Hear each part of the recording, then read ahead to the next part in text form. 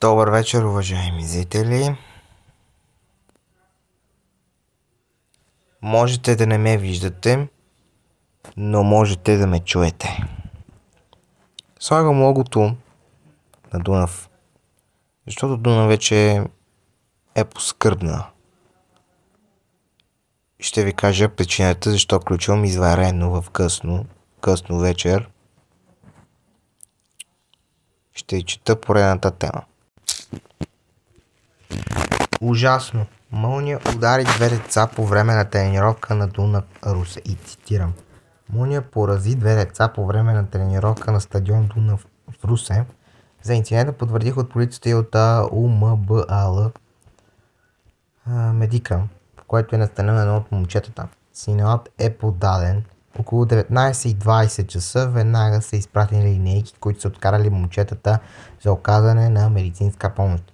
И двете деца са 11 годишни. Едното дете е било настанено в УМБАЛ Канев, другото в УМБАЛ Медика. Едно от децата е пристигнало в клинична смърт без сърдечна дейност. Реанимационните действия на дежурния екип са постигнали резултат и жизнените показатели са възстановени. Въпреки това, 11-годишният пациент остава в тежко състояние. Провеждат се консултации, за да се установи дали има увреди по вътрешните органи, съобщиха от болницата.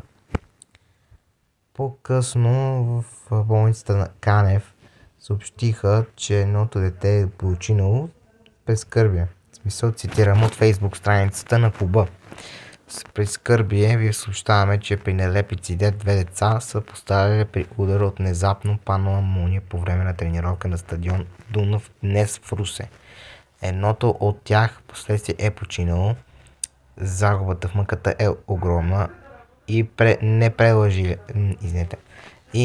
непрежалима за цялото наше футболно семейство, заявиха от Дунав Русе официално съобщение. Една минута мълчание и поклон пред паметта на едното момченце, който е починало от смърт без сърдечна дейност.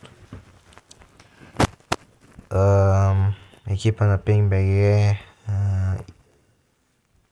казват искрени съболезнования на близките и родителите на починалото дете. Поклон пред паметта.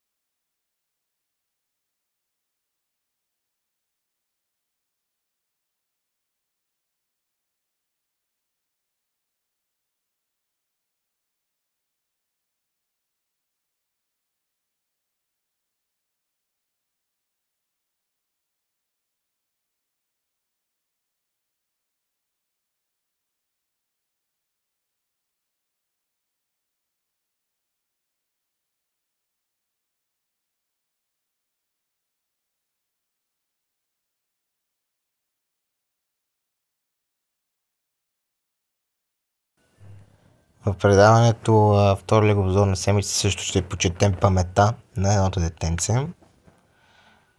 Искрени съболезнования на семейството и на близките на починалото дете.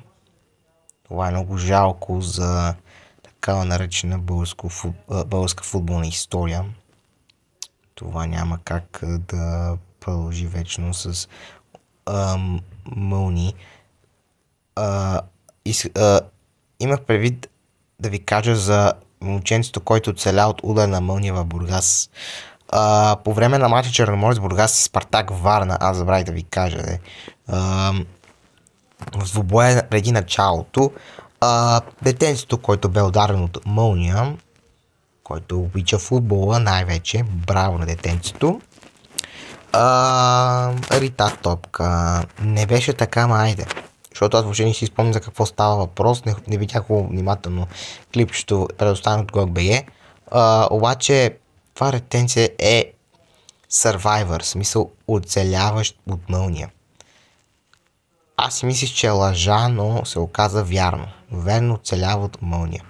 И съм просто в шок, защото има такива хора, които оцеляват от мълни, но трябва да ги преживееш. Това е положението. В предаването, както казах, не се притесняйте. Следващия понеделник ще съм в екран. Официално ще се завърна от екран септември.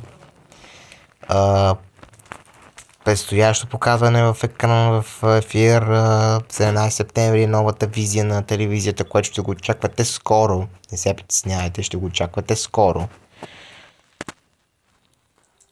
Просто 17 септември почитам най-вече една година, откакто създавах първата си телевизия. Това ще бъде великолепно на 17 септември, новата визия. Моето обращение към вас, уважаеми зрители. Ще се върна към темата, свързано с мълнията. Но хора, моля ви се, пазете се от мълните, защото взима човешки животи и не знаете какво ще стане. Просто не може така. Тези мълни са абсолютно силни. Не знае кога ще стесне. Светка ужасно, гърми силно. Има някои, които се страхуват от гръмотейци. Просто такъв е света. Такъв е животът пред нас. Това е положението. Уважаеми зрители, съжалявам, че ви такова толкова късно. Трябваше да приключим